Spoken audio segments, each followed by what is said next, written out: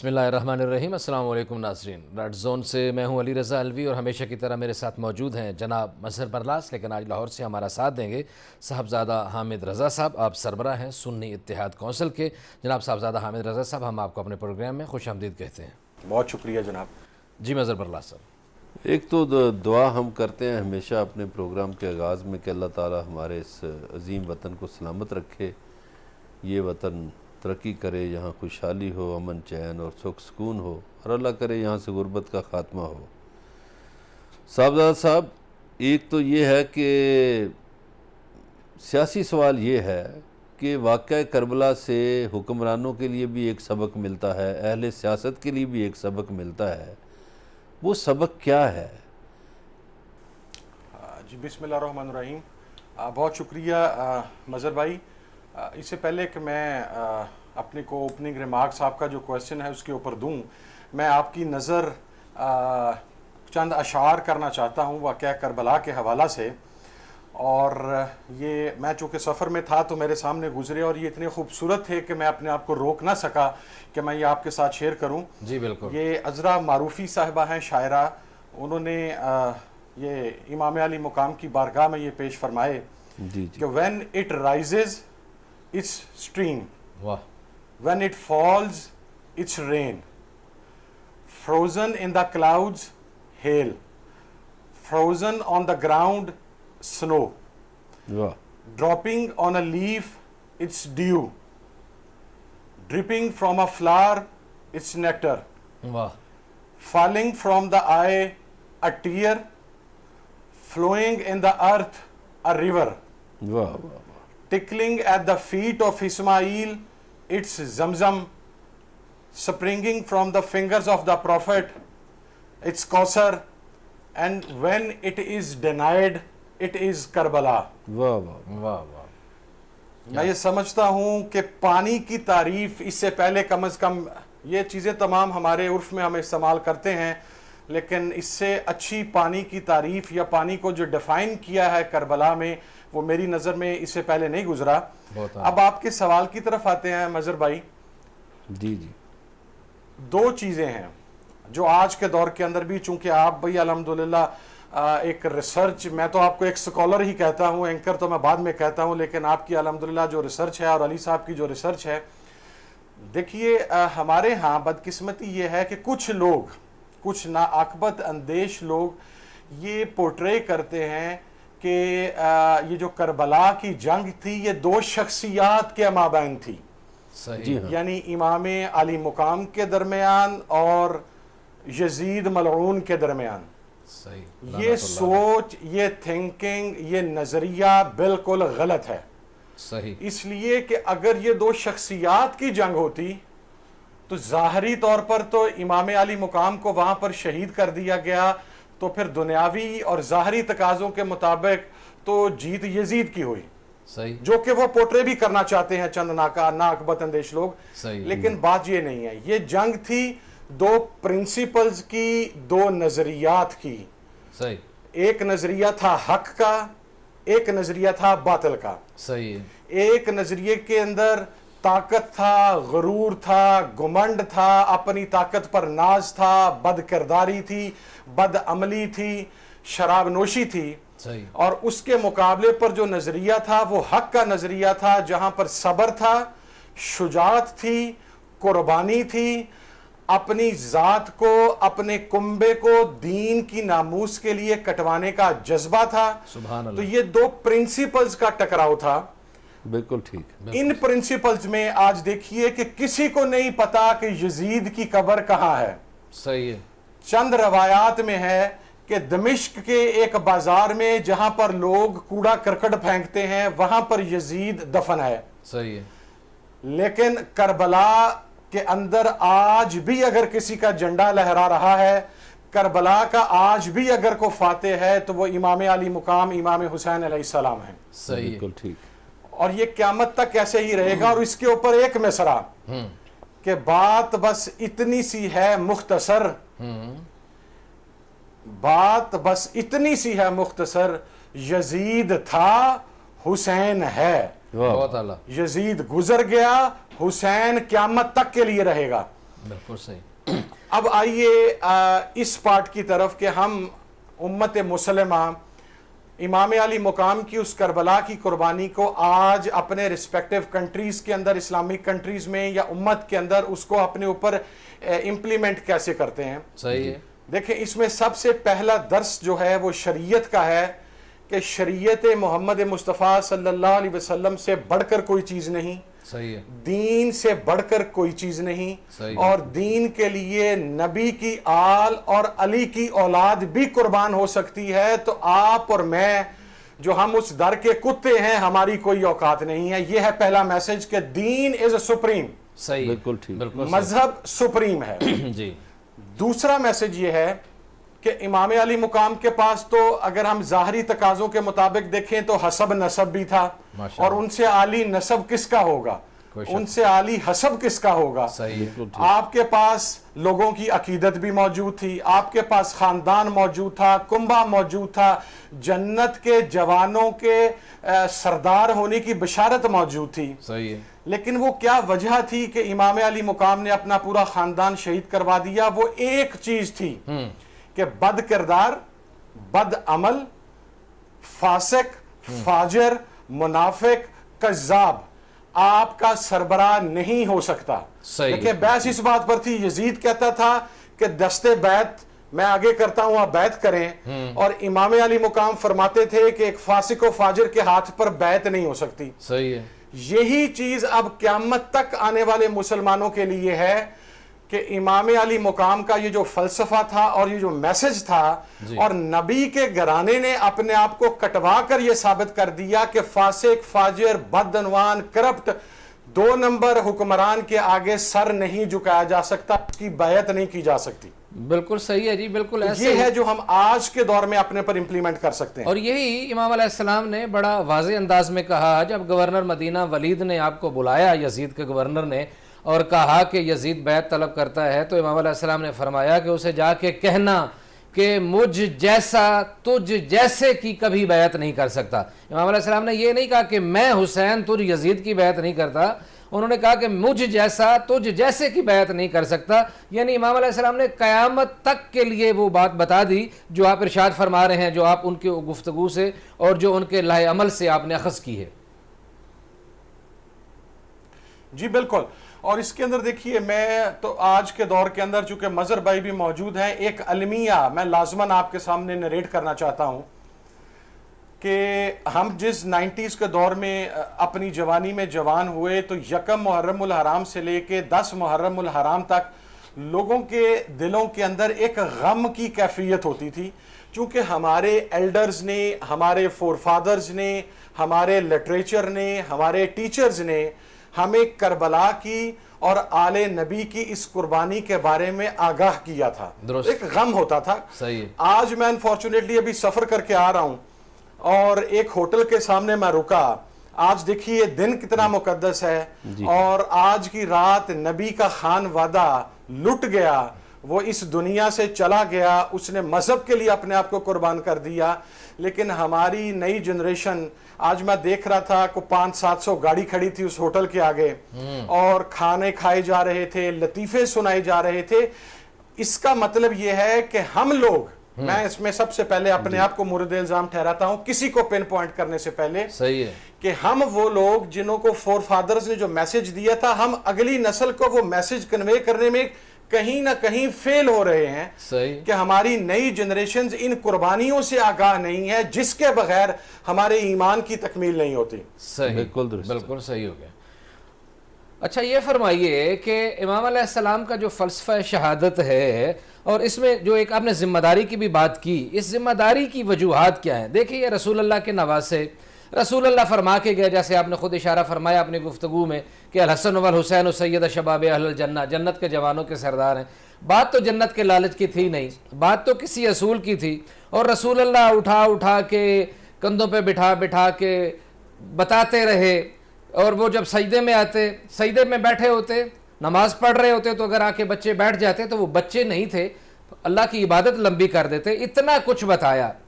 تو آخر کیا وجہ ہے کہ ہم لوگ جو ہیں کیوں ناکام ہو گئے ہیں اس کو ہم نے ان چیزوں کو بڑا کلوز کر دیا ہے، تعصب کی نگاہوں سے دیکھتے ہیں، اور جو آپ 90s کی دہائی کی آپ نے بات کی، آج 2022 میں ہم یہ اس سے کیوں فیل ہو گئے؟ ہمیں تو بہتر ہونا چاہیے تھا، ہمیں اس کو پھیلانا چاہیے تھا، کیوں ناکام ہو گئے؟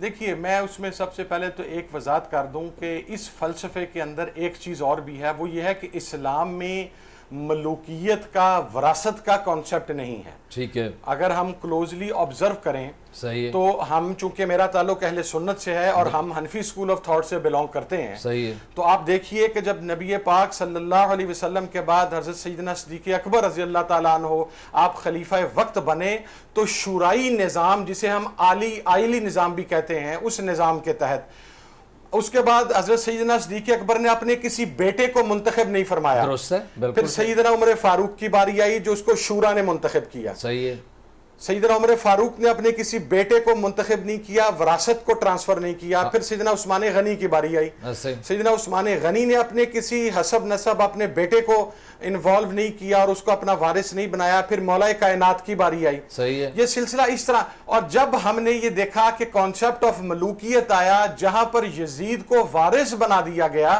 تو پھر وہاں سے بگاڑ شروع ہوا۔ مقصد یہ ہے کہ پہلی چیز جو ہم اسلامک امہ نے، بحثیت مجموعی میں بات کر رہا ہوں، اگر آپ عرب کنٹریز کی بات کریں جی اور ان ممالک کی بات کریں تو آپ دیکھیں 600 سال سے ایک بادشاہت چلی آ رہی ہے، درست ہے، فلانا بن فلانا بن فلانا بن فلانا۔ درست اور ہے، ہمارے ہاں جہاں پر ہم کہتے ہیں کہ سو کالڈ ڈیموکریسی ہے، یہاں پر پھر خاندان ہے، فلانا خاندان، اب اس کی سیکنڈ جنریشن، اب تھرڈ جنریشن، اب فورتھ جنریشن۔ صحیح۔ صاحبزادہ صاحب ہم آپ کی جب طرف ہم واپس آتے پہلی ہیں، اس صاحبزادہ صاحب ہم آپ کی طرف واپس آتے ہیں، ہمیں یہاں جوائن کیا ہے ممتاز اسکالر، ممتاز عالم دین علامہ غلام مصطفیٰ نیر الوی صاحب نے۔ جی، ہم آپ کو اپنے پروگرام میں خوش آمدید کہتے ہیں اور آپ سے یہ پوچھنا چاہیں گے کہ امام حسین علیہ السلام کا جو فلسفہ شہادت ہے، اس موجودہ دور میں اس سے ہم کیا کیا سیکھ سکتے ہیں؟ اعوذ باللہ من الشیطان اللعین الرجیم، بسم اللہ الرحمن الرحیم، الحمد للہ والصلاة علی اہلہا۔ سب سے پہلے تو میں گزارش یہ کروں گا کہ چند جملے میں نے صاحبزادہ صاحب کے بھی سنے ہیں۔ ہم سید الانبیاء کو، حضور اکرم صلی اللہ علیہ وآلہ وسلم کو ہمیشہ ہر وقت نبی اور رسول سمجھتے ہیں، کیونکہ ان کی زبان کے اوپر وما ینطق عن الہوا ان ہوا الا وحی یوحی کی مہر لگی ہوئی ہے۔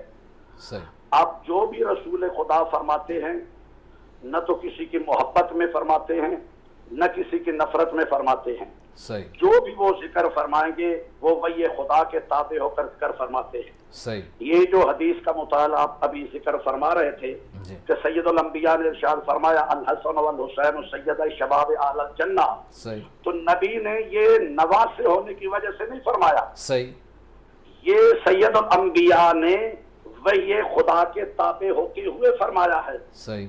اگر سید الانبیاء کسی مستور کے احترام کے لیے کھڑے ہوتے ہیں تو وہ بیٹی سمجھ کر نہیں کھڑے ہوتے، وہ وحی خدا کے تابع ہو کر فرماتے ہیں۔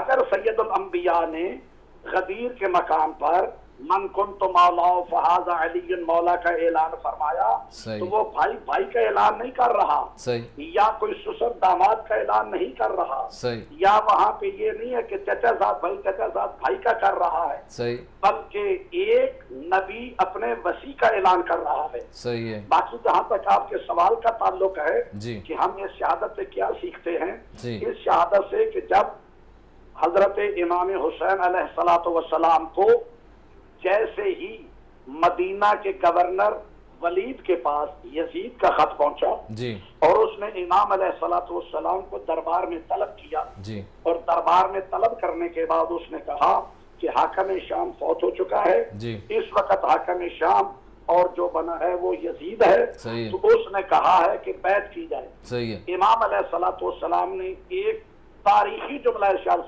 فرمایا مثلی لا یبایع مثلہ، کہ مجھ جیسا اس جیسے کی بیعت نہیں کر سکتا۔ امام علیہ السلام نے یہ نہیں فرمایا کہ میں حسین یزید کی بیعت نہیں کر سکتا، امام علیہ السلام نے فرمایا مجھ جیسا اس جیسے کی بیعت نہیں کر سکتا. صحیح ہے. یہ پوری ایک تاریخ اس کے اندر میرے امام نے بند کر کے رکھ دی صحیح. کہ آج تو ظاہری طور پر سامنے یزید ہے, کل اس کی جگہ پہ مروان آ سکتا ہے, عبد الملک آ سکتا ہے, حشام آ سکتا ہے, کوئی اور آ سکتا ہے. صحیح. آج ظاہری طور پر میں ہوں, کل میری جگہ پہ نبی کا وسیع بن کر زین العابدین آئے گا, ان کی جگہ پہ محمد باقر آئیں گے, ان کی جگہ پہ جعفر صادق آئیں گے. تو ارشاد فرمایا مجھ جیسا, یعنی دو کردار امام نے واضح کر دیے. ایک ہے کردار یزیدی, ایک ہے کردار حسینی. کہ قیامت تک کے لیے جس میں بھی کردار حسینی ہوگا وہ اس کی بیعت نہیں کرے گا جس میں کردار یزیدی ہوگا. ایک بات. اور دوسری بات میں یہاں پہ یہ کرنا چاہوں گا کہ جب تمام مسلمانوں نے اور بڑے بڑے صحابہ کرام نے بھی یزید کی بیعت کر لی تھی, تو اگر ایک حسین نہ بھی بیعت کرتا تو کیا ہو گیا تھا؟ جیسے آج کل یہ جمہوریت کا دور ہے, مختلف پارٹیز جو الیکشن لڑتی ہیں, تو صاف ظاہر ہے کہ آدھے مخالف ہوتے ہیں تو دوسرے ہوتے, اقتدار تو حکومت کر رہے ہیں. تو جب سارے مسلمان یزید کی بیعت کر چکے تھے, اگر ایک حسین بیعت نہ بھی کرتا تو پھر کیا تھا؟ لیکن اگرچہ یزید تھا, اس بات کو وہ بھی جانتا تھا کہ رسول نے ارشاد فرمایا تھا حسین منی وانا من الحسین, کہ حسین مجھ سے ہے, میں حسین سے ہوں. وہ جانتا تھا کہ اگر ساری کائنات بھی میری بیعت کر لے, حسین نے بیعت نہیں کی تو کسی نے نہیں کی. اور حسین علیہ السلام بھی جانتے تھے کہ یہ سامنے اسلام کا ڈھونگ رچا کر پیچھے کردار جو ہے وہ باطل کا رکھنا چاہتا ہے اور ہماری بیعت یہ چاہتا ہے. تو دراصل حسین کی بیعت جو ہے یہ حسین کی بیعت نہیں تھی, یہ رسول کی بیعت تھی. اور اگر اس کو میں تھوڑا اور جو شہادت کا آپ نے ذکر کیا اس تفصیل میں لے کر جاؤں تو سر شہادتین میں علامہ محدث دہلوی تحریر فرماتے ہیں کہ دراصل ہمارا نبی ظاہری طور پر کسی میدان میں شہید نہیں ہوا, لیکن ہے تمام انبیاء کا سردار. موت جتنی بھی ہے ان میں افضل ترین موت ہوتی ہے شہادت کی موت. تو جب ہمارا نبی ظاہری طور پر شہید نہیں ہوا تو بہت سے ایسے نبی ہیں, جناب یہ شہید ہوئے, حضرت زکریا کو آرے سے چیرا گیا. تو جب اتنے انبیاء ہیں شہادت کی موت, تو پھر ہمارا نبی اس طرح کیسے افضل ہو سکتا ہے؟ تو علامہ محدث دہلوی اپنی کتاب سر الشہادتین میں تحریر فرماتے ہیں کہ شہادتیں ہیں دو طرح کی, ایک ہے سری شہادت, ایک ہے جہری شہادت. تو اللہ رب العالمین نے امام حسین علیہ الصلوۃ اور امام حسن کی شکل میں سید الانبیاء کو دو بیٹے عطا فرمائے, اور حسن کی شہادت جو ہے وہ سری شہادت ہے ظاہر کے ساتھ, حسین کی شہادت جو ہے وہ جہری شہادت ہے. اور وہ تحریر فرماتے ہیں کہ جب تک حسن و حسین کی شہادت کو نبی کی شہادت تسلیم نہ کیا جائے اس وقت تک ہمارا نبی اس معاملے میں باقی سب نظر نہیں آتا. بالکل علامہ صاحب, میں بتانا چاہوں گا کہ یقیناً اگر امام حسن و حسین کی شہادت رسول کی شہادت ہے تو پھر عالم اسلام کو بھی اس بات کو ماننا پڑے گا کہ حسن و حسین کا قاتل بھی دراصل رسول کا قاتل ہے. جی بالکل سے علامہ صاحب, ہم آپ کی طرف بھی واپس آئیں گے. صاحبزادہ حامد رضا صاحب آپ بھی ہمارے ساتھ رہیے گا, ہم ایک وقفے پہ جا رہے ہیں, ایک چھوٹی سی بریک چاہتے ہیں, اور بریک کے بعد واپس آتے ہیں اور پھر یہیں سے ہی بات چیت کا سلسلہ شروع کریں گے. ناظرین ہمارے ساتھ رہیے گا, ملتے ہیں ایک بریک کے بعد.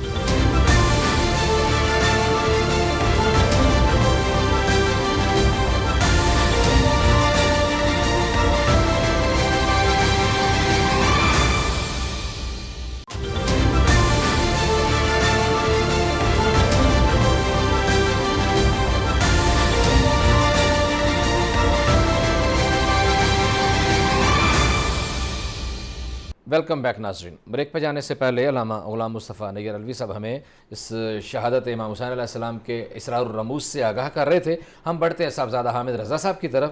صاحبزادہ حامد رضا صاحب, آپ کچھ ارشاد فرما رہے تھے, آپ وہاں سے بھی گفتگو کا سلسلہ جوڑ سکتے ہیں اور اس گفتگو کو آگے بڑھاتے ہوئے بتائیں کہ اب موجودہ عہد میں کیا کیا سیکھا جا سکتا ہے شہادت امام حسین علیہ السلام سے. دیکھیں یہ عرض کر رہا تھا کہ چونکہ وراثت بھی ایک ملوکیت کی ایک فارم ہے, صحیح ہے, تو جس طرح ملوکیت کا کانسیپٹ اسلام میں نہیں ہے, اسی طریقے سے وراثت آن دا گراؤنڈز آف حسب نسب. دیکھیے ایک آدمی جو ہے وہ ہو سکتا ہے کہ اس کا بیٹا اس سے زیادہ اہل ہو، لیکن اس کے انتخاب کا طریقہ یہ ہے. اب وہ ایک شخص حکمران تھا ملک کا، اب اگر وہ حکمران نہیں رہا تو اس کے بیٹے کو اگر منتخب کرنا ہے تو منتخب کرنے کا نظام شورائی ہے. جو اسلام ڈیموکریسی کی بات کرتا ہے وہ یہ نہیں کہ باپ نے ایک کاغذ کے اوپر وصیت لکھ دی اور پھر اس کے بعد وہ اس دنیا سے چلا گیا، یا اس وصیت کی پتہ بھی نہیں ہے. اس وصیت کی اسلام میں کوئی حیثیت نہیں ہے کہ میرے بعد یہ حکمران ہوگا.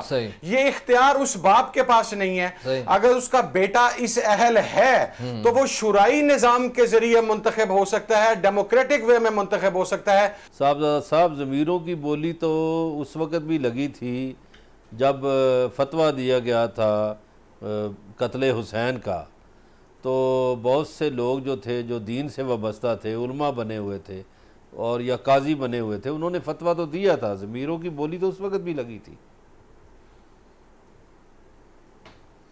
مظہر بھائی اس کے اندر دیکھیں، میں آپ کو ایک بات بالکل، میں اس کے اوپر بڑا کلیئر ہوں، جو اپنے ضمیر کی بولی لگواتا ہے، جو خدا اور رسول کی رضا کو اپنا منشا اور منبع نہیں بناتا اور ایک دنیاوی مفاد کے لیے کوئی ایسا کام کرتا ہے، تو پھر تاریخ اسے کن الفاظ میں یاد کرتی ہے، یہ میرا خیال ہے ہم سب کے سامنے بالکل بلیک اینڈ وائٹ میں کلیئر ہے. اور میں یہ آپ کو صرف اسلامک تاریخ کی بات نہیں کر رہا مظہر بھائی، اگر آپ اوور آل تاریخ کی بات کریں، اگر آپ اوور آل جو ریاستیں ہیں ان کی بات کریں، آپ رومن امپائر کی بات کریں، آپ ایجپشین امپائر کی بات کریں، آپ یہ اوپر چائنا کی امپائر کی بات کریں، آپ اس کے بعد یہ ہلاکو خان کی، اب جتنی بھی امپائرز آئی ہیں، دیکھیں تاریخ میں جس حکمران نے سائنس آف نیچر کو چینج کرنے کی کوشش کی ہے وہ آج تاریخ میں ورسٹ الفاظ کے اندر لکھا جاتا ہے.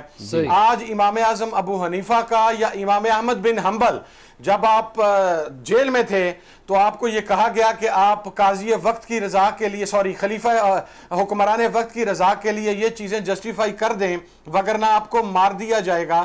تو انہوں نے ایک تاریخی جملہ کہا تھا کہ ہمارے جنازے فیصلہ کریں گے کہ حق پر کون ہے اور باطل پر کون ہے. جی بالکل صحیح. وہ لوگ جنہوں نے حق کے لیے جیلیں اور صعوبتیں برداشت کی وہ آج زندہ ہیں. دنیا آج ان کو مانتی ہے، ان کے پیچھے چلتی ہے. جنہوں نے ضمیر کا سودا کیا وہ پھر دنیا انہیں لعنتوں کا حقدار سمجھتی ہے. جی بالکل صحیح ہے جی، کہ جنہوں نے ضمیر کا سودا کیا اور جنہوں نے پیسے لے کے فتوے کیے، جنہوں نے چھوٹی چھوٹی حکومتوں، چھوٹی چھوٹی گورنریوں جو آج بھی دے رہے ہیں، لالچ میں میں آپ کو روک رہا ہوں، جو آج بھی دے رہے ہیں فتوے. جی بالکل، جو آج بھی فتوے دے رہے ہیں اور جنہوں نے چھوٹی چھوٹی گورنریوں کے، جو آج بھی یہ کہتے ہیں کہ یزید کی اور امام حسین کی جنگ نعوذ باللہ کو اقتدار کی جنگ تھی. آج بھی ایسے بدبخت ملعون لعنتی لوگ موجود ہیں جو یہ کہتے ہیں یہ اقتدار کی جنگ تھی. جی جی ایسے بدبخت موجود ہیں، اور ایسے بدبخت جو ہیں ان کو چاہیے کہ پھر یہ دعا کیا کریں کہ ان کا حشر جو ہے یزید کے ساتھ ہو. بات چیت کا سلسلہ جاری ہے، ہمارے ساتھ رہیے گا، ملتے ہیں ایک بریک کے بعد.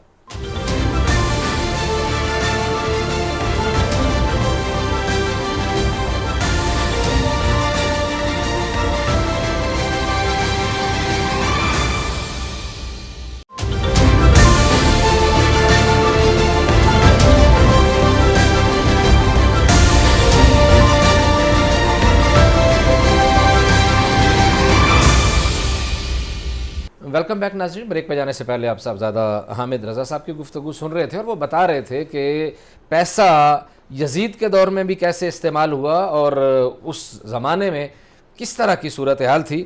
ہم علامہ غلام مصطفیٰ نیر علوی صاحب سے بھی پوچھیں گے کہ علامہ صاحب یہ بتائیے کہ پیسے کا استعمال، دولت کا استعمال، اقتدار کا لالچ اس نے کتنا کردار ادا کیا کہ قتل حسین کے فتوے دیے گئے. وہ حسین جس کو رسول اللہ اٹھا کے بتاتے رہے، ان کی شناخت کرواتے رہے، ان سے پیار کر کے بتاتے تھے کہ ان کے لیے وہ کتنے اہم ہیں. اور وہی جیسے آپ نے کہا کہ وہ خدا کے حکم کے مطابق تھا، وہ کوئی نواسے سے ذاتی نانا کی محبت نہیں تھی. تو اس زمانے کی فائنانشل کیفیت کیا تھی؟ ان قاتلوں کو کس طرح کے جو ہے لالچ دیے گئے تھے؟ ان کو کس طرح کے عہدوں کے لالچ دیے گئے تھے کہ یہ لوگ لالچ میں آ کے پل پڑے اور قتل حسین میں اپنے ہاتھ رنگ لیے؟ جی یقیناً یہی بات ہے کہ یہ جو دولت ہے، پیسہ ہے، یہ انسان کو اندھا کر دیتا ہے. اور بہت بڑا مشہور جو اس دور کا قاضی شرح تھا، جی حالانکہ بہت ہی وہ نیک آدمی سمجھا جاتا تھا، جی اور اس نے سب سے پہلے تو امام حسین علیہ الصلوۃ والسلام کے جو ہے وہ قتل کا فتویٰ دیا، صحیح اور اس نے اسی دولت کے لالچ میں یزید کو خلیفہ برحق کہا صحیح کہ اس کی مسلمانوں کا وہ خلیفہ ہے، اور نعوذ باللہ نقل کفر نباشت، اس خلیفہ وقت کے خلاف یہ حسین بغاوت کر رہے ہیں، اس لیے واجب القتل ہیں۔ نعوذ باللہ۔ اصل میں جو سمجھنے والی چیز ہے وہ یہ ہے کہ یہ مال دولت پیسہ، خود حضور اکرم صلی اللہ علیہ وآلہ وسلم کا اگر دور دیکھا جائے جی تو ہمیشہ اسلام کے ماننے والے سرمایہ دار بہت کم رہے ہیں، زیادہ تر غربا ہی رہے ہیں، صحیح ہے، اور پیسے نے اپنا کام، حضرت علی علیہ الصلوۃ والسلام کی جب زہری خلافت تھی کوفہ میں، جی ہاں اس وقت بھی پیسہ چلایا گیا، صحیح ہے، یہاں تک کہ پیسے کے زور پہ تقریباً 70,000 ممبروں سے مولا علی علیہ الصلوۃ والسلام کے بارے میں سب و شتم کیا گیا، صحیح جنہیں سید الانبیاء نے اپنی ذات میں ان کا تعارف کروایا تھا۔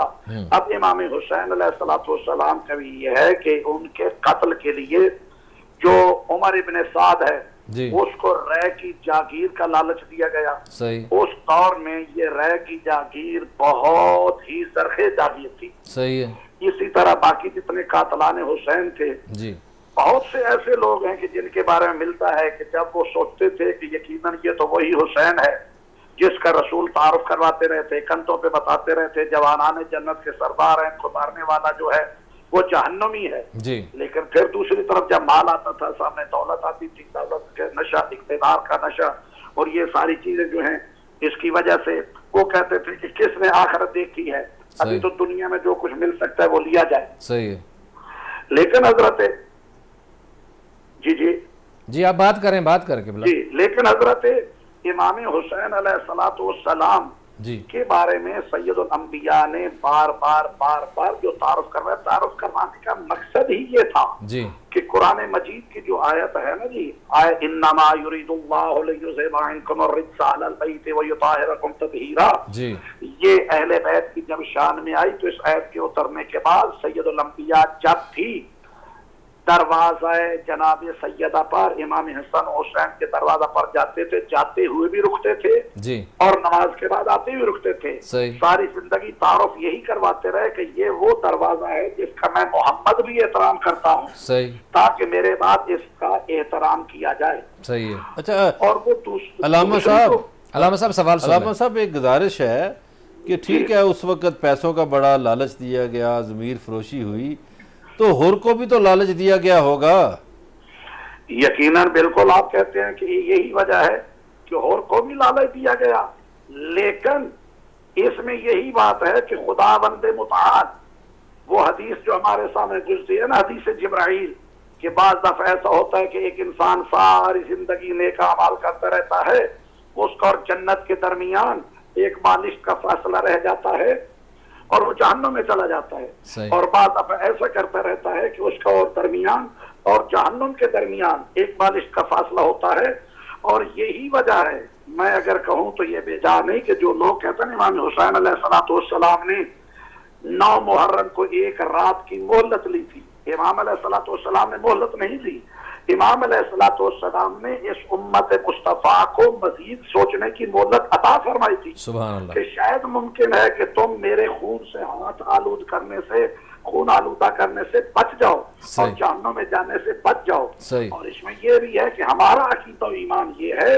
کہ امام جو ہوتا ہے الامام الامام ولو کان صبیا، اور کلام الامام امام الکلام، امام کا کلام تمام کلاموں کا سردار ہوتا ہے، صحیح تو اپنے علم امامت سے امام علیہ الصلوۃ والسلام، اور یہی تو بات ہے کہ حضور اکرم صلی اللہ علیہ وسلم کا جو فرمان گرامی ہے، ان الحسین مصباح الہدی و سفینۃ النجاۃ، صحیح کہ میرا حسین ہدایت کا چراغ ہے صحیح اور نجات کی کشتی ہے۔ صحیح ہے، اور یہی حدیث کی تفسیر جب چھٹے امام جعفر صادق علیہ الصلوۃ والسلام سے پوچھی گئی، صحیح انہوں نے ارشاد فرمایا، سوال کرنے والے نے کہ مولا کیا آپ کی جد نے جو فرمایا کہ حسین کشتی نجات ہے، آپ سارے 12 کے 12 امام کشتی نجات نہیں ہیں؟ صحیح امام نے فرمایا نام بلا، ہم سب کے سب ہیں، بل الحسین सफीनतुल असरा, सही। लेकिन हुसैन वो कश्ती नजात है जो बहुत जल्दी निजात देता है। और उसमें देखें कि होर यानी एक रात पहले तक जहन्नम के दहाने पर था, सही। लेकिन उसका मुकद्दर सवरा उसका। और इसी वजह से हम कहते हैं कि ये इन हुसैनियत क्या है, करबला क्या है। ये करबला किसी साने का नाम नहीं है। सही। हुसैनियत जो है ये किसी साथ का नाम नहीं है, सही। ये किरदार का नाम है। बहुत और शुक्रिया जी, बिल्कुल सही। बहुत शुक्रिया जनाब साहबजादा हामिद रज़ा साहब, सरबराह सुन्नी इत्तेहाद कौंसिल, जनाब अल्लामा ग़ुलाम मुस्तफ़ा नैयर अलवी साहब, मुमताज़ मजहबी सकालर। हम आप दोनों के बहुत शुक्रगुजार हैं, आपने अपनी गुनागो मसरूफियात से वक्त निकाल के हमारे लिए हमें कुछ इरशाद फरमाया, हमारी रहनुमाई फरमाई। नाजरीन, आज इतना ही, आपसे मुलाकात होगी अगले प्रोग्राम में। अपना ख्याल रखिएगा। अल्लाह नगहबान।